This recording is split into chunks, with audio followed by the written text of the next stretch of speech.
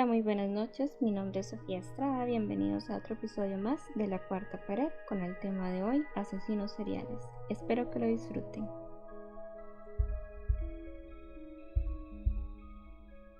Buenas noches, le damos la bienvenida a la noche de hoy a Adrián Romero. ¿Cómo estás, Adrián? Todo bien, Sofi, gracias por invitarme. Qué dicha, Adrián, que estás bien. Hoy, en la noche de hoy, vamos a hablar sobre asesinos seriales. ¿Cómo te sientes, Adrián, respecto al tema que vamos a tocar hoy? Creo que el tema de hoy es un tema muy interesante, el cual da mucho de qué hablar porque involucra mucho lo que viene a ser la psicología o la mente de ciertos personajes o ciertos asesinos, los cuales uno se quedaría como indignado, man, pero ¿por qué hacía esto? ¿Por qué hacía lo otro? Y, y es bonito, o sea, no es bonito, o sea, ser asesino, pero es bonito profundizar Exacto. en esas cosas puntuales para decir uno, mira, tenía sus razones para matar. Ujú, en su mente, en el por qué lo hizo. Es Exacto. correcto. Bueno, antes de empezar, ¿verdad? Con el tema de hoy, quiero recordarles a Ujú. nuestros oyentes que nos pueden seguir por nuestras redes sociales. Por Instagram salimos como la cuarta pared, la cuarta guión bajo pared, y en Twitter salimos como pared guión bajo la cuarta. Bueno, como dije al principio, hoy vamos a hablar de asesinos seriales y quiero empezar con una frase de un asesino que se llama Charles Manson, que dice: yo soy una proyección de la mentira que vives. Júzgame o senténciame, pero siempre estaré viviendo en ti. Un poco profunda la frase, Una ¿verdad, frase Adrián? muy profunda, muy da miedo. O sea, o sea, si me dicen antes de morir eso, yo digo, sí, tiene razón usted, ¿eh? ¿Qué más puedo hacer? Ok, bueno, dejándoles esta curiosa frase, ¿verdad? Vamos a empezar con, bueno, traemos tres historias la noche de hoy, ¿verdad? Vamos a empezar con la historia del famoso asesino Ted Bundy. Ok, ¿quién fue Ted Bundy? Fue un asesino muy famoso porque empezó por allá en la década de 1974 con su primer crimen hacia una joven. Su primer crimen lo cometió el 4 de enero de 1974 a una chica que se llamaba Johnny Lenz en la universidad a que él acudía. Esta chica tenía 18 años. Él dice que su primer asesinato hacia esta chica fue golpeándolo con una placa metálica hasta que se murió y después de que la vio muerta procedió a violarla. En una entrevista que se le hace a Ted Bundy, él cuenta que él viene de una familia cristiana y muy unida. Dice que tenía cuatro hermanos y que él era el quinto. Según él, dice que cuando era joven, mientras jugaba con unos amigos, ¿verdad? Así como correteando, como quien dice, jugando a las traes, ¿verdad? Él llegó con unos amigos a un callejón y en este callejón habían varias revistas pornográficas tiradas en el piso y todos empezaron a verlas, ¿verdad? Porque ya hay revistas y un poco, como él las describe, sádicas o como nosotros diríamos hardcore, ¿verdad? Muy, muy Ujú. explícitas. Dice que él empezó a ver estas revistas junto con sus amigos y tal, pero sus amigos como que le hacían cara.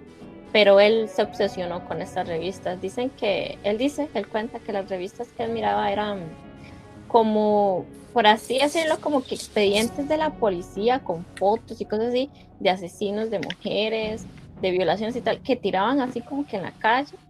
Entonces era como muy fuerte ese tipo de agresión que se miraba en esas fotografías, en esas revistas. Él cuenta de que su familia nunca fue disfuncional, su familia más bien dice que era una familia muy religiosa, que si bien es cierto, nunca hubo conflictos en su familia, ni pasaron hambre, ni nada de eso, él viene de una familia estable, a como él lo cuenta. Entonces, él en la entrevista nos trata de decir de que no necesariamente los asesinos tienen que venir de una familia dañada, Disfuncional. exacto, disfuncional, porque él nos cuenta que su familia era muy religiosa, era muy cristiana y que era muy unida y que siempre hubo amor y todo eso, pero él dice ¿cómo se llama? Que la mentalidad que él desarrolló para matar personas y tal fue a partir de esas revistas pornográficas que él empezó a consumir obsesivamente. Él cuenta que llegó a un punto donde ya ver revistas ya no les satisfacía. Entonces él quiso llevar esa satisfacción a la vida real, esa agresividad y tal.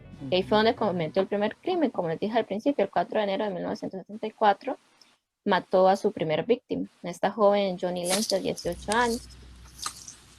Él dice que mientras cometía el crimen, se sentía como poseído o como si hubiera liberado algo que tenía dentro de él, como si hubiera saciado sus ganas de hacer algo de este estilo. O sea, como cuando vos tenés muchas ganas de comprarte, qué sé yo, una hamburguesa de McDonald's y no tenés la plata, y al fin tenés la plata y vas y te la comes y te las comes con ganas. Él dice que así era la satisfacción que él sintió la primera vez que mató a una mujer.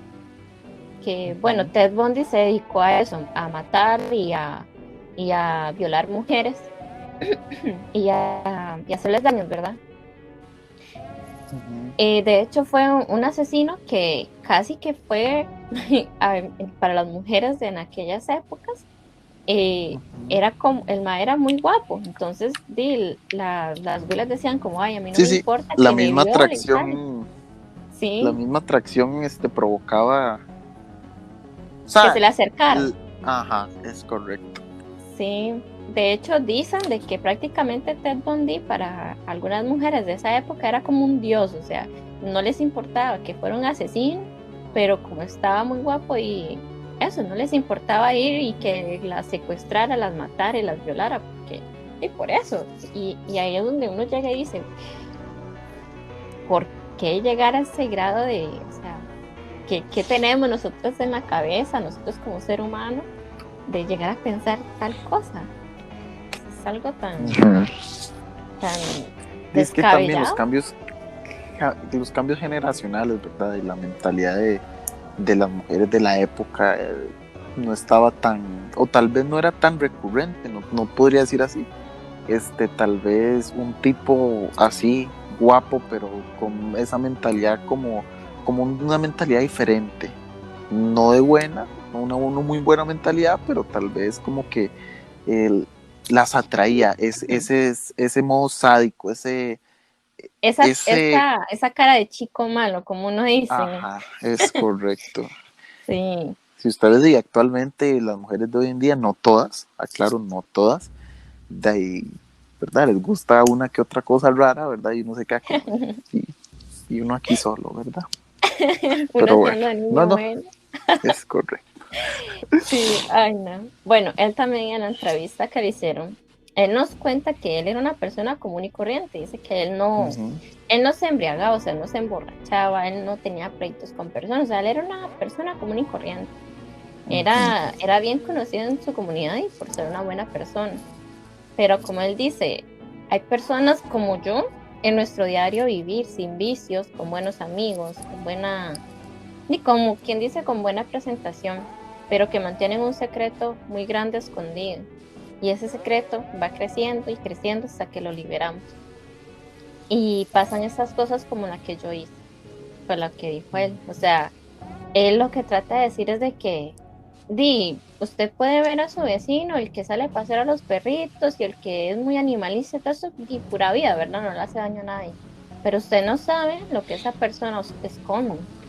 Usted no sabe lo que esa persona piensa, usted no sabe lo que esa persona consume. Entonces él dice de que él despertó esa manera o sea, ese pensamiento de querer asesinar y querer llevar todo lo que él veía a la vida real, por eso mismo, porque él empezó a consumir pornografía de muy temprana edad y no fue pornografía sana, si dentro de algo se puede decir, sino que fue pornografía muy, muy explícita, que dice que eso a él le fue llenando la mente de querer hacerlo, hasta que Sí, le llegó despertó esas ganas de replicar lo que estaba viendo.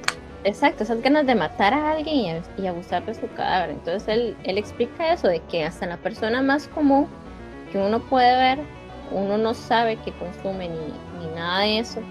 y puedes llegar a hacer, y podemos llegar a tener a un asesino al frente de nuestra casa y nosotros no nos damos cuenta.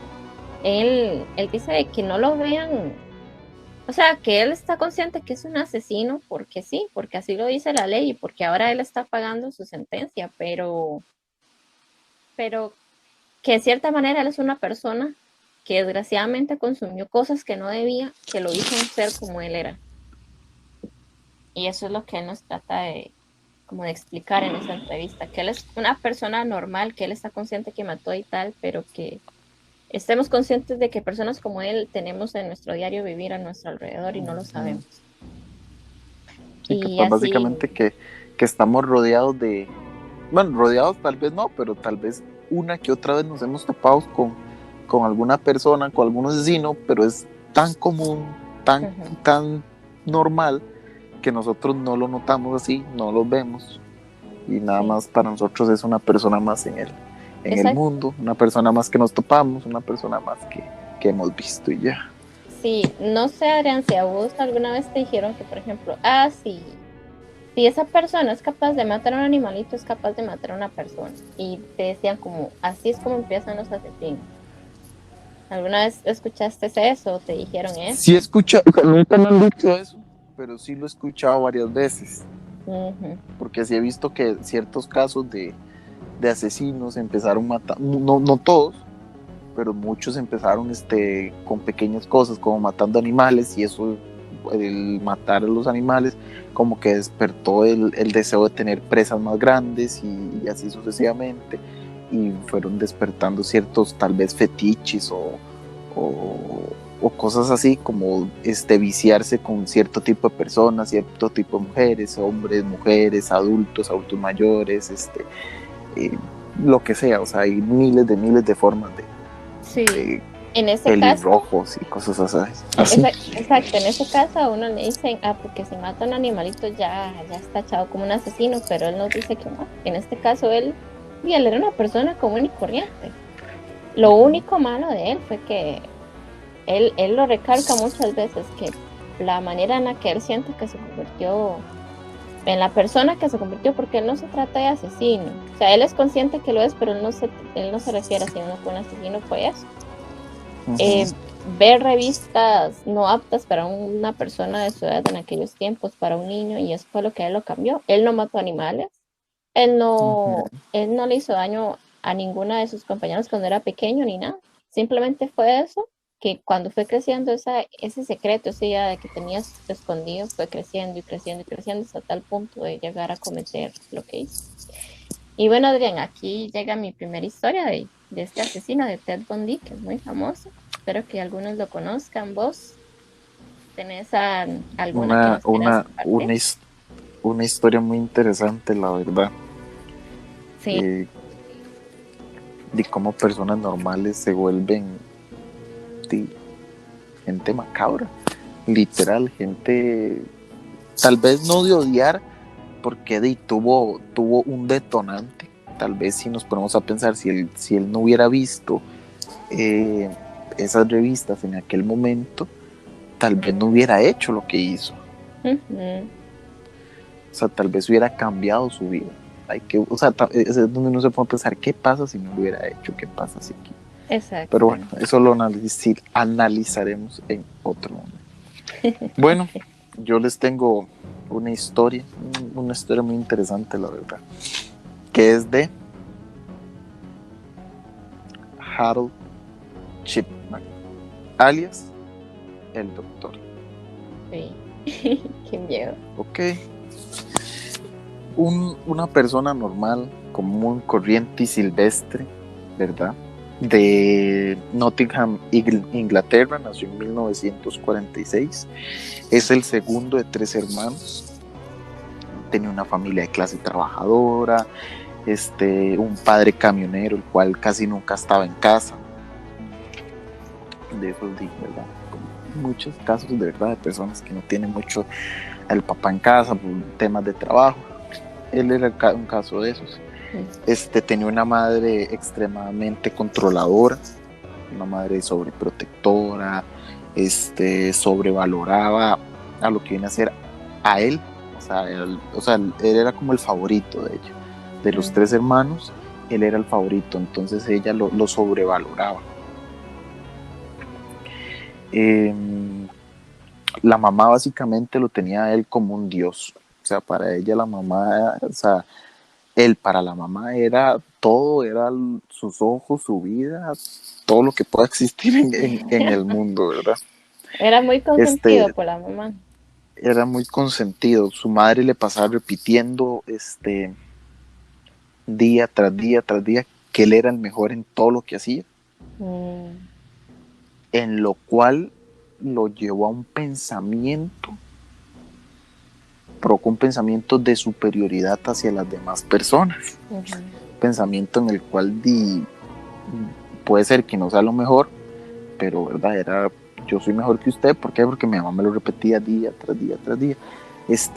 Era de una clase media, o sea, una clase trabajadora, ¿verdad? No eran pobres, pero tampoco no tenían mucho dinero. En estudios no era el más brillante, pero tampoco era el más bruto, era como tenía un equilibrio, un nivel ahí intermedio. Perdón. Entonces, como les dije anteriormente, les desarrolló un pensamiento de superioridad hacia las demás personas. Resulta que a lo largo de su niñez tuvo que lidiar con la enfermedad de su madre, enferma de cáncer de pulmón. Ella a lo largo de un año, él a lo largo de un año tiene que ver a su madre sufriendo por lo del cáncer. Por un año pasa resistiendo, llegan los doctores y le empiezan a inyectar lo que viene a ser ¿cómo se llama? Quimioterapia. No. Era para aliviar los dolores. No sé. Ay, se me fue el... La tramal, No, no creo que existiera eso. En aquellos no creo tiempos. que existiera, es correcto. De ahí, no sé, paracetamol. No. La morfina. Ah, sí, morfina. Entonces, ya él tiene que ir a lo largo de un año, como a su madre le inyectaban morfina y le inyectaban morfina para aliviar los dolores que ella estaba sufriendo, ¿verdad? En 1963, Vera Chipman, la madre, muere. Eso como que repercuta, daña psicológicamente al niño, a Harold. ¿A qué edad? ¿Qué edad tenía él cuando murió la mamá? Tenía 16 años. Uy, claro. Entonces como que lo dañó psicológicamente, ¿verdad? O sea, como cualquier cosa impactante, porque él tras de que tuvo que ver el sufrimiento de su madre y lo que le llegaban a inyectar, tuvo que también soportar lo que viene a ser la muerte de... Qué duro, y más que, como decías al principio, de la ausencia del padre, estuvo siempre presente y prácticamente quedó solo. Es correcto. Sin embargo, se pone a estudió medicina y estudió medicina y estaba obsesionado con los fármacos y las drogas. Él quería probar, ver qué eran aquí, que allá y todo. En 1970 termina la universidad,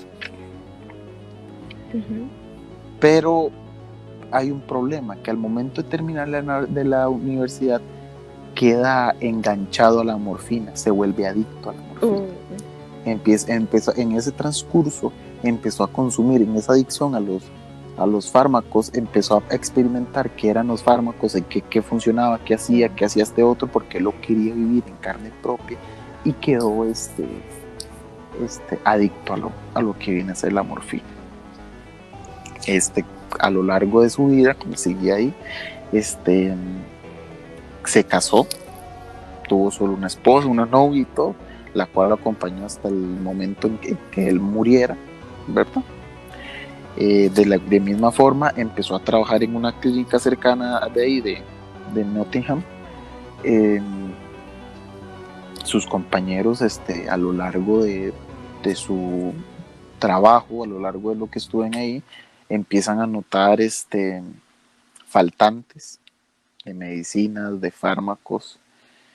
Empiezan a ver que él tiene diferentes comportamientos, a veces está de buen humor, a veces está de mal humor, como todo, o sea, toda droga, cuando usted no la consume, algo provoca en su mente. He visto gente que la necesidad provoca que sean agresivos, ya cuando la consumen, ya están bien, ya están relajados, ya están felices y todo eso, pero no, o sea, ellos no se, o sea, antes de notar el faltante de fármacos, no lo notaban porque el hombre era un médico excepcional, tenía una buena atención hacia los pacientes, o sea, él era lo mejor, ¿verdad? En ese momento era una persona honrada, o sea, honrada no es la palabra, sino de calidad, un médico de calidad, por así decirlo. Un médico de calidad, es correcto. Entonces ya luego empezaron a notar los faltantes de fármacos, pero nunca empezaron a sospechar de él. Entonces empieza a tener diferentes comportamientos. Un día los mismos compañeros de él lo siguieron y se dan cuenta que Harold estaba robando petidina. Es un fármaco similar a la morfina. Esa hace lo mismo para aliviar dolores, pero como él en la clínica no tenía acceso a lo que viene a ser la morfina, entonces eso era lo que provocaba como esos cambios de humores. Ya no tenía de dónde utilizarla, cómo la consumía, entonces empezó a robar lo que viene a ser petidina, que es un fármaco similar a la morfina. Entonces, en ese momento en el que los compañeros se dan cuenta de que ven a Harold robando, que se está robando aquí, que se está robando la petidina, proceden a decirle al dueño o al encargado, el cual procede a mandarle a una clínica por un año completo de rehabilitación. Después de ese año de Harold estar en rehabilitación, sale otra vez. Pero cuando Harold sale de la clínica, se cree que ya había cometido sus primeros asesinatos. Se cree que ya por lo menos había cometido uno que otro, ¿verdad? Uno que otro delito. Okay. Pero antes de que ingresara a la clínica. Antes de que ingresara a la clínica. Era un doctor el cual tenía una tasa de fallecimiento medianamente alta, pero no destacaba tanto por la calidad que era, o sea, porque lo opacaba el comportamiento o la gran fama que tenía, por decirlo así. Entonces, se cree que tenía ya por lo menos había cometido sus primeros asesinatos. No está comprobado, pero se creía.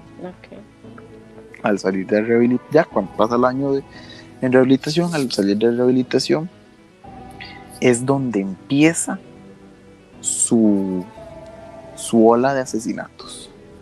O sea, Harold Chapin es conocido como uno de los asesinos más grandes del world, pero es que no estamos hablando de épocas de los años 20, 30, 40, claro. No estamos hablando de épocas recientes, de los 70, 60, 70 para acá. O sea, no es algo tan viejo, pero tampoco es algo tan nuevo. O sea, la tecnología tal vez no era tan avanzada, pero había ya un control ahí. Entonces, a partir de que sale de rehabilitación es donde él empieza su ola de asesinatos. ¿Cómo? Cuando busca otro trabajo, sabiendo la gente de ese momento, las clínicas y todo, sabiendo sus antecedentes de adicción a la morfina, no le fue difícil el conseguir trabajo. Entonces, consiguió trabajo en una clínica cerca de Nottingham, igual ahí, la misma área, para personas adultas, esas personas adultas de que se retiran, pero no tienen padecimientos no están enfermos ni nada, sino que van como a una casa de retiro a pasar sus últimos años de vida. de la mejor forma, ¿verdad? Y es Inglaterra y sepa la argolla más que hacía, seguro jugaban golf y uno aquí sentado, pero ok. Entonces se le facilita conseguir el trabajo de médico y empieza a ganar fama. Empieza a ganar fama, empieza a atender a sus pacientes, les recetaba dosis de morfina, aquí, que allá, que esto y que lo otro. En 1992, Harold tenía una de las tasas de fallecimientos más alta que cualquier otro médico de la clínica. O sea, el hombre estaba vuelto a aceite, ¿verdad? El hombre era como mato y vámonos. Sí, le restan Pero era tanta, era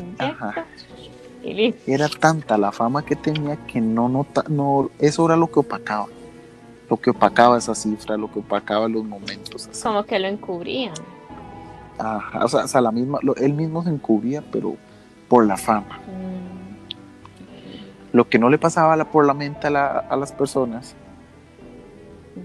es que él estaba asesinando a esas personas. O sea, la gran tasa de fallecimientos para ellos eran se murió por cosas naturales, ya son ancianos, entonces los agarran como excusa.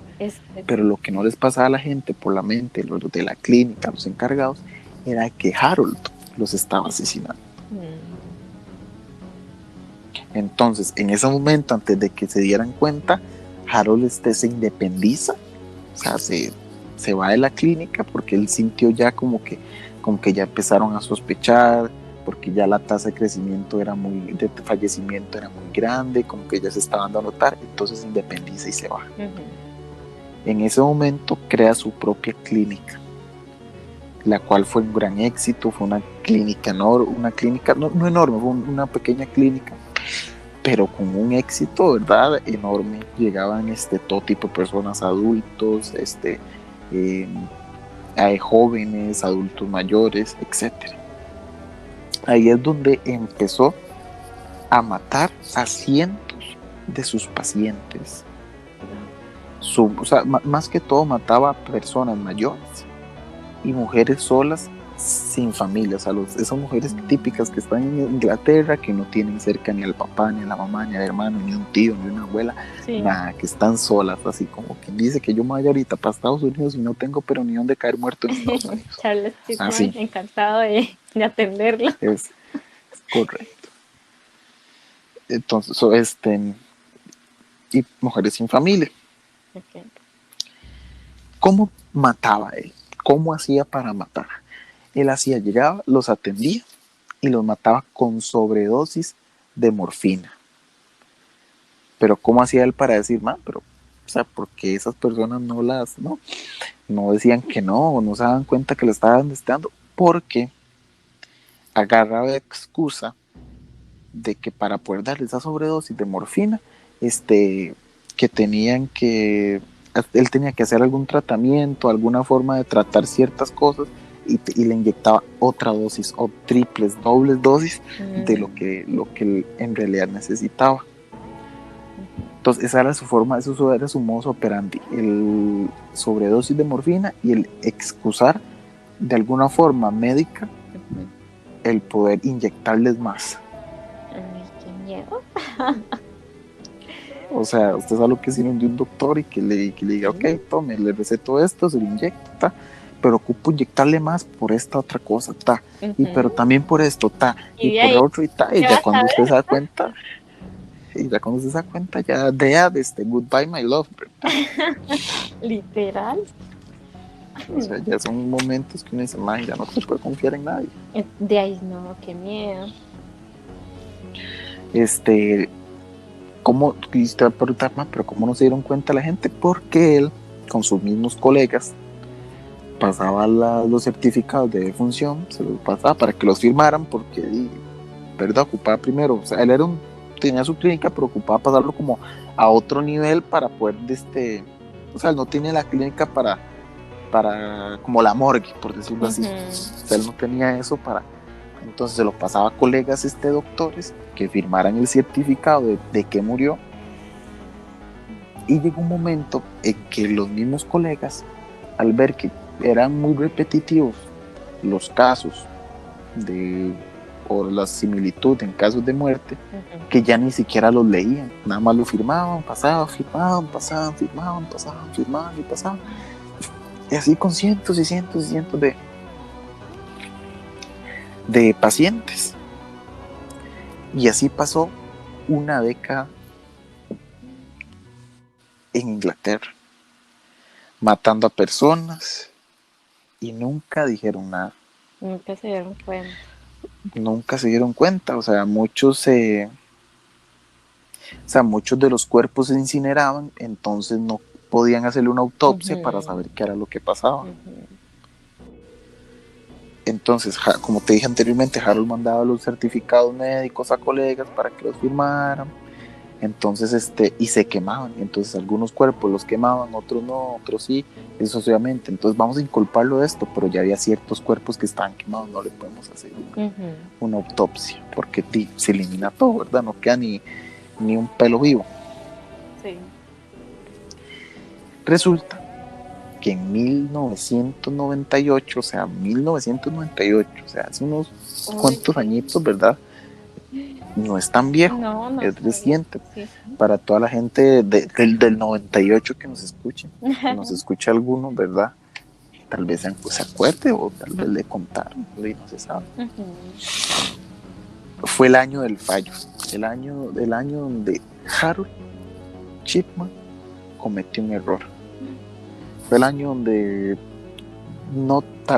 donde se le fue la olla, se le fue la jupa y Tommy cometió un error. Y verdad, el 24, o sea, él hacía visitas a domicilio también. Él iba, hacía visitas a domicilio, visitaba a ciertos pacientes, le doy su sobredosis, me voy. Días después llegaba, se murió. Qué lástima, le dictaminaban eso, tome certificado y tal. Resulta que el 24 de junio de 1998 hizo una visita, como muchas otras que ha hecho, ¿verdad? Exacto. Perdón. Como muchas otras, a una señora mayor, no padecía de muchas cosas, una visita como de control. La señora se llamaba Kathleen Grandi, una persona mayor, le provoca una sobredosis de morfina. O sea, él llega, le provoca una sobredosis de morfina, la señora se muere, pero antes de provocarle la sobredosis de morfina, aquí es donde empieza el error, aquí es donde comete el error. No fue la sobredosis de morfina, no fue el matarla, fue que antes de matarla, de alguna manera logró manipular a la señora para que él quitara a la hija del testamento y lo metiera a él. Entonces, lo peor es que logra manipular a la señora, que la señora elimina a la hija, lo meten a él, la señora se muere, llega la hija, los abogados de la hija llegan y dicen, usted no tiene derecho a nada, su madre cambió el testamento, y es donde ella empieza a dudar.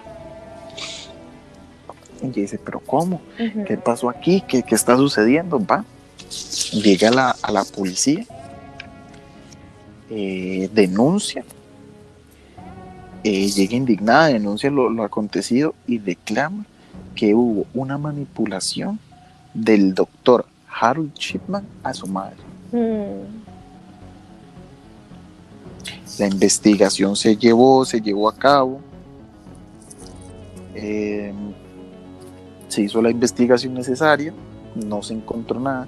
Se cree que en esos momentos, a la hora de enviar los policías a hacer la investigación, se cree que los policías eran novatos. Entonces, al momento de ser novatos, pensaban que era un caso ahí X, entonces no le daban esa importancia que necesitaban. Entonces, después de la investigación no se le encuentra nada, no se le puede inculpar de nada. La abogada de la hija de Cassidy, o sea, no, la abogada, sí, o sea, la abogada de Cassidy, que ahora se volvió abogada de la hija, ¿verdad? La abogada de la familia, la abogada Es correcto. La abogada de la familia logra desenterrar, o sea, hacer una, no sé cómo se llama esa palabra, hacer una, sacar el cuerpo Ah, ok. del cuerpo enterrado, Ujú, porque no la quisieron quemar a la señora, porque según ellos se había muerto por causas naturales. La abogada logra conseguir la orden para sacar el cuerpo, ujú. hacerle una autopsia, en el cual se encuentra una sobredosis de morfina. Uy. Ahí fue donde ya el hombre se fue en todas. Ujú. O sea, se encuentra una sobredosis de morfina, la cual, gracias a al asesoramiento de la abogada, se llevan las pruebas a la debida delegación, no sé cómo la llamarán en Inglaterra, la debida delegación, se presentan las pruebas, el doctor se le arresta, se le encarcela, se le confirman, o sea, confirmados 15 muertes antes de una segunda investigación, ¿verdad? Antes de una segunda investigación se le confirman 15 muertes, le dan 15 cadenas perpetuas. Entonces, al momento de eso, dice, le dan 15 cadenas perpetuas, empieza una investigación nueva, se empieza a buscar, se empieza a ver los policías, gente, empiezan a ver similitudes de muertes, esta es muy similar a la otra, o sea, esta se murió de esto, esta se murió de lo otro. Entonces los mismos colegas doctores, entre ellos, empezaron a hablar, empezaron a revisar los mismos archivos que ya tenían viejos y empiezan a notar la similitud de casos, la similitud de muertes, y se le comprobó para el momento más de 200 muertes, más de 200 personas asesinadas. Qué fuerte. Más de 200 personas asesinadas. En 2004 Harold Shipman se ahorca, se suicidó, o sea, se dio cuenta que iba a pasar ahí toda la vida y qué más le queda sin más que morirse. Exacto. Pero Harold tenía una libreta donde llevaba todo el registro de lo que había hecho a lo largo, y en esa libreta se llega a ver el registro de fallecimientos, 550 personas muertas. Ahí es donde llega una pregunta. Hay que ver cuántos de esos 550 fueron asesinados por él y cuántos fueron muertes naturales de verdad. O sea, a él se le confirmaron más de 200 muertes. O sea, podemos poner que de esas 500, 200 ya están confirmadas. Las otras 350 hay que ver si en realidad fue él o fueron causas naturales. Sí, porque O sea, al ser él tan famoso y usar el mismo método de esa sobredosis, y como era tan conocido, de ahí sí, muerte natural. Todo el mundo dice, pero no, tenés razón. o sea, veamos la capacidad o tal vez del hombre de encubrirse y pasar una década entera, o sea, una década dedicándose a matar. O sea, ¿cómo estaría la mente de ese men? Y obviamente él le causaba placer, pero no sé cómo empezar, ese compa no le da remordimiento, no podía dormir en las noches, o cómo hacía para acostarse con su esposa y al día siguiente y llegar a matar a otra persona. Yo creo, más de 200 muertes, o sea, más de 200 asesinatos. Sí, es que todo empezó desde la muerte de la mamá y que vio cómo le inyectaban morfina y no le aliviaba el dolor, seguro eso. Él quería como, pienso yo, no sé, tal vez él al usar ese modus operandi de matar, de inyectar sobredosis de morfina, era como de alguna manera, no sé si vengarse o hacer sufrir a los demás o hacer pasar a los demás por lo que pasó su mamá. Tal Yo vez digo que más bien fue algo como para recordarla, también. como para darle eso que mismo hacía ella con él, hacer él con ella. O sea, como lo hago para recordarle a ella, recordarme que por esto mataron a mi mamá y por mi mamá y así sucesivamente. Uh-huh. Es una historia muy impactante. O sea, yo cuando vi que tenía más de 200 muertes, yo dije, man, o sea, este compa, ¿qué fue?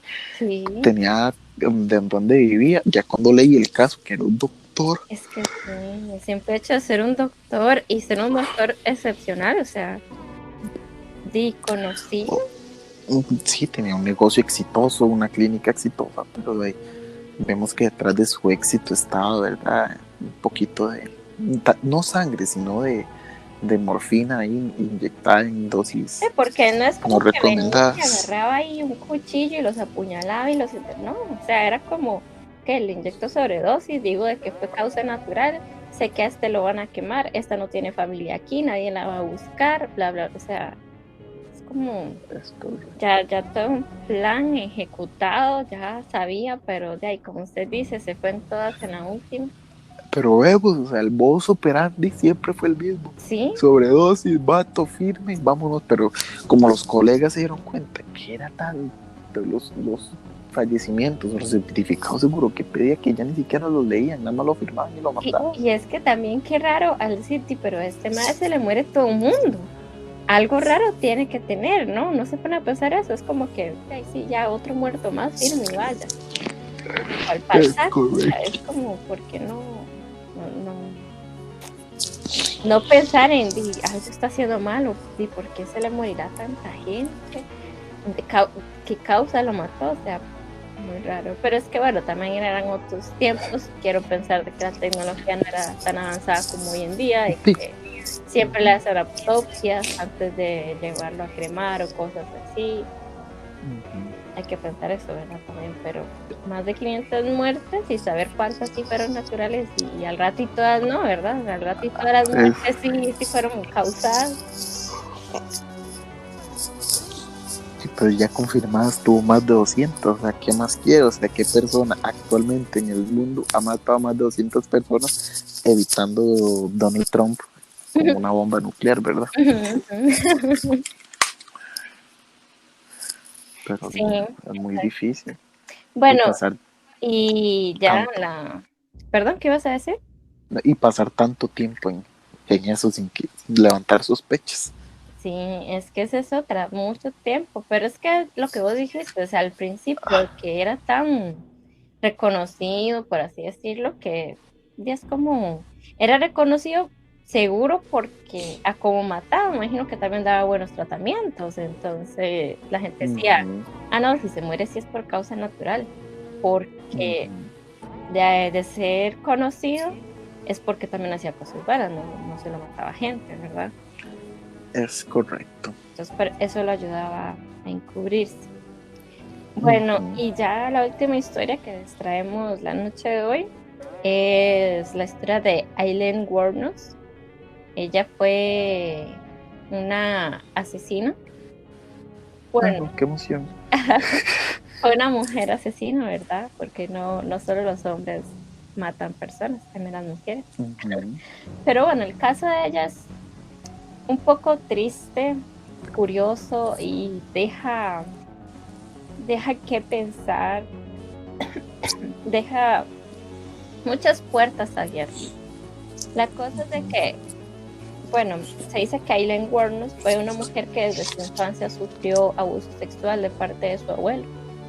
Y que, sí, uno dice, ella no pudo recurrir a su mamá, a su papá, los papás de ella, la dejaron en el abandono a sus abuelos, ya era una familia disfuncional.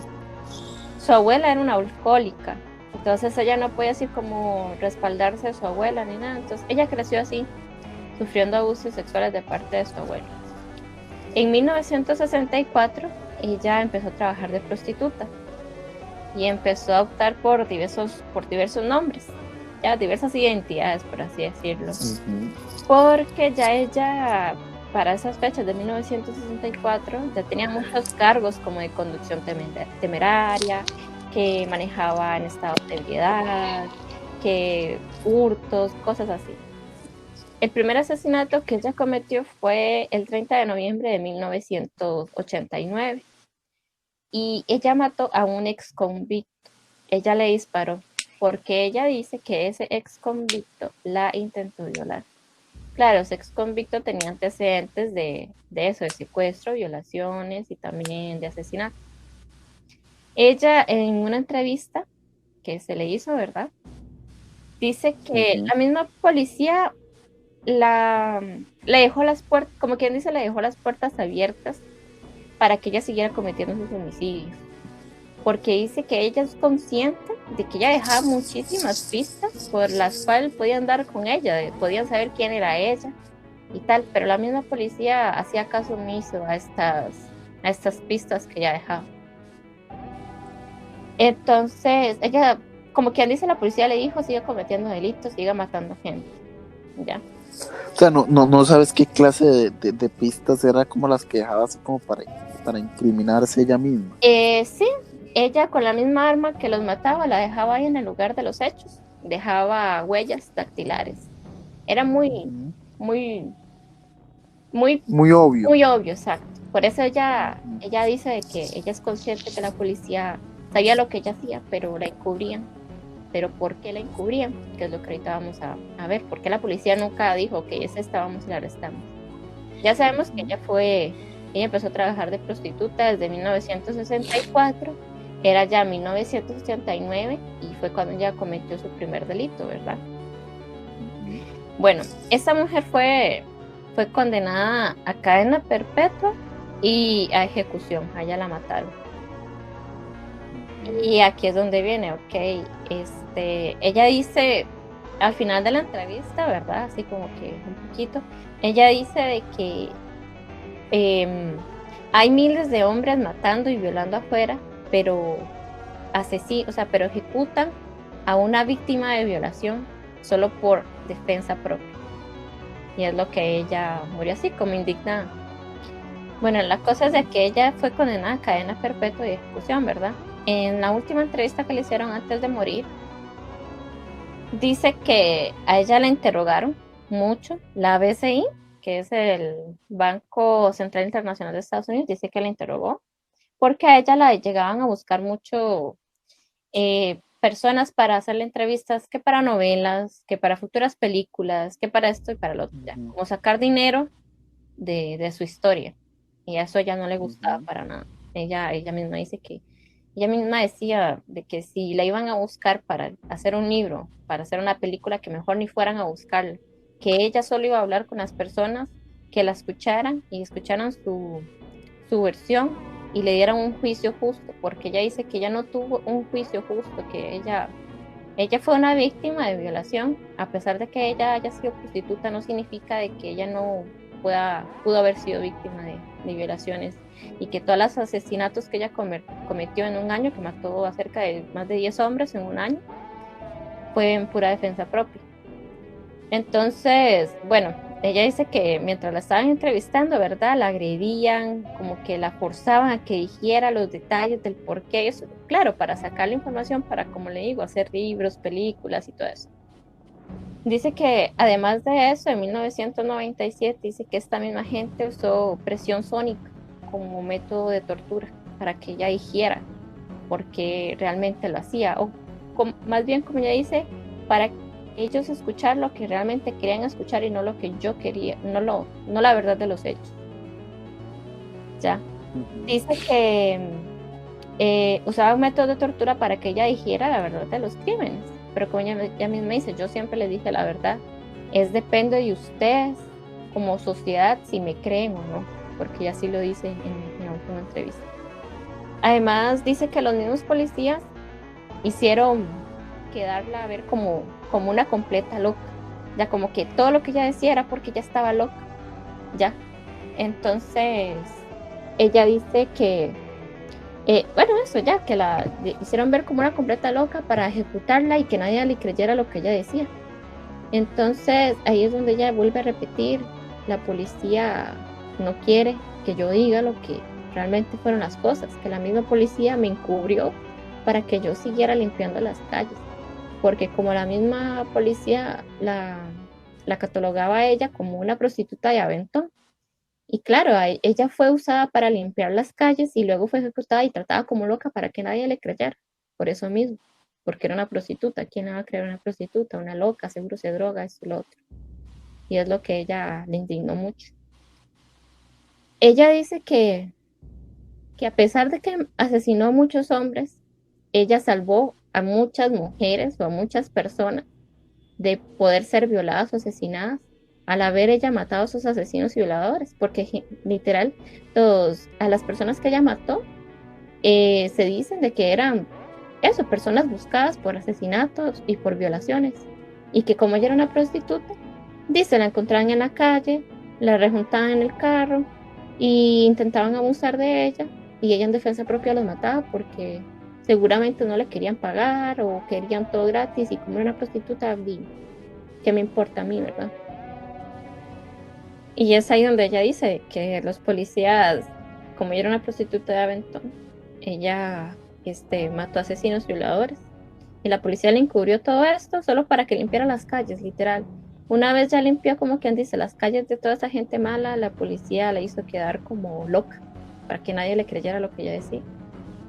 Y como les decía, ella nunca se sintió bien cuando la entrevistaban para hacer libros o películas, porque ella solo quería tener un juicio justo, porque ella dice que el juicio que ella tuvo fue demasiado injusto y lo único que hicieron fue hacerla ver como loca, porque a ella nunca le prestaron atención de que ella fue literalmente una víctima, una persona que sufrió de abuso sexual desde muy pequeña, y muy probablemente cuando ella trabajaba como prostituta también sufrió mucho más, y que ella lo único que hacía era matar por defensa propia.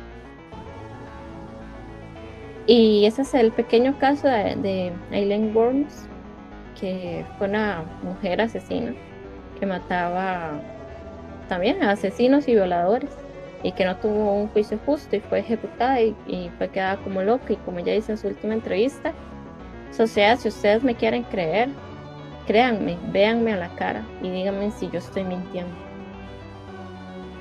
Y así termina esta historia de Aileen Wuornos. No sé qué te parece, Adrián. Una historia muy conmovedora por el tipo de... Conmovedora no, sino triste, porque conmovedora sería como algo más... me hizo llorar, pero un poco triste por la forma en que se desarrollaron los hechos y el detonante de que ella hiciera eso. El detonante de que su abuelo era, ¿verdad? El abuelo. Abusaba de ella durante sepa cuántos años, hasta que ya se convirtió o empezó a trabajar en lo que viene a ser en la prostitución. Sí. Entonces ya ella, el detonante de ella fue, mi abuelo me abusaba, esto aquí, el daño psicológico a lo largo de todos esos años que tuvo que sufrir eso, ya es mucho, ya es muy grande. Sí. Tras de todo tuvo un ejemplo, no sé cómo se dijo, no se podía respaldar en su abuela, la cual era alcohólica.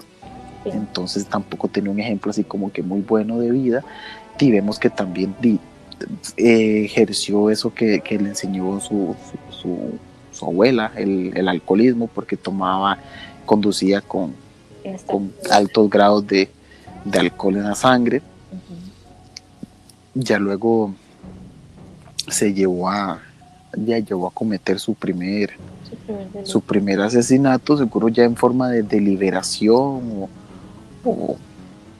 o así, pero es muy triste, porque uno dice, tal vez las cosas hubieran sido diferentes si los papás, primero que todo, no le hubieran abandonado y se le dejan allá a los abuelos. Sí. Y tal vez si la hubieran hecho eso, tal vez si la abuela no hubiera sido alcohólica, ella hubiera sabido que se podía refugiar en la abuela y le hubiera contado lo que estaba pasando. Entonces tal vez la abuela acciona. Las cosas hubieran sido distintas, tal vez ni siquiera estuviera muerta en este preciso momento, estuviera tal vez con 100 millones de años, pero ahí estuviera sentada disfrutando de sus 100 millones de años. O sea, son cosas que uno dice, y la gente tal vez los que, es que uno se pregunta, los asesinos, los asesinos nacen o se hacen. O sea, son temas de la segunda parte de este podcast que vamos a analizar, pero o sea, son temas muy interesantes, muy puntuales son. Sí. Porque es algo que uno tiene que analizar bien, ver diferentes perspectivas, para poder decir, man, ok, pasó esto, esto y esto, y tal vez hubiera remediado con estas otras cosas. Exacto, y los 3 casos que trajimos hoy sus inicios son muy distintos. Por ejemplo, el primero que hice yo de Ted Bundy, la familia de él era muy unida, muy cristiana, muy amorosa, esto y lo otro. No era una familia disfuncional. Luego el suyo, ¿cierto? Que él, bueno, si bien es cierto, el papá nunca estuvo presente, pero estaba la mamá y él para la mamá era como su máxima adoración. La mamá siempre estuvo ahí, lo quería mucho. Y en el caso ya de Aileen Wuornos no tenía ni mamá ni papá, el abuelo la abusaba, el abuelo no era alcohólico, o sea, estaba sola. O sea, hay 3 casos distintos y muy interesantes. Sí, es correcto. Como conclusión a este podcast, ¿qué quieres agregar? ¿Qué más te parece como interesante de estos 3 casos? Aparte de estos 3 puntos que di yo, de que los inicios de estas 3 personas fueron muy distintos. Y como te dije anteriormente, o sea, es difícil dar un tipo de conclusión, pero vemos que los 3 casos que trajimos, sus inicios son distintos y no, o sea, no uno puede decir, más comparten cierta psicología, ciertas cosas, porque no, lo único que comparten es que mataron. Pero el modus operandi de cada uno fue distinto, la cantidad de personas fue distinta. No podemos decir, man, es que los asesinos se definen por clases sociales, por esto, por familias disfuncionales. No, trajimos un caso de una familia perfectamente bien y una familia completamente mal, disfuncional, que uno dice, man, no. O sea, los asesinos seriales no se definen por la clase social, por su familia, por cosas así, sino que yo creo que son situaciones de vida los cuales detonan ese, tal vez, no sé, pongámosle que un pensamiento ahí encadenado o como en un cofrecito que está en la mente, que tiene que haber algo así muy grande que lo detona para decir, ¡pah! Se abrió la caja y voy a ir a hacer esto, voy a ir a matar, voy a ir aquí. En el caso en el primer caso, de ahí vemos al hombre ahí vuelto aceituna, ¿verdad? El hombre con las revisticas, dice. o sea, las revistas fueron todas para él. Eso fue el detonante mental para él. En el segundo caso, el detonante fue la muerte de la mamá y lo que utilizaban para aliviar a la mamá. Y en el tercero fue el abuso de la abuela, el daño psicológico y todo eso que tuvo desde pequeña. Sí. Entonces, yo creo que sería eso. Tal vez ya en el otro podcast podemos analizarlo más a profundidad, ya no tal vez no ver tanto en la historia de la persona, sino más el lado psicológico, profundizar más. Estas 3 mismas personas, sí, es correcto. Para no irnos muy allá, porque si no, no van a entender y quién fue sino ya que ya sabemos quiénes fueron estas personas, hasta en el siguiente podcast, analizar el lado psicológico del o sea, ya sabemos el por qué empezaron, pero psicológicamente por qué desarrollaron eso. Y bueno, muchas gracias por escucharnos una noche más en nuestros podcasts de La Cuarta Pared. Espero que les haya gustado. Recuerden que nos pueden seguir por nuestras redes sociales, en Instagram como La Cuarta-Pared y en Twitter como Pared-La Cuarta. Les habla Sofía Estrada y Adrián Romero. Muchas gracias. Buenas noches.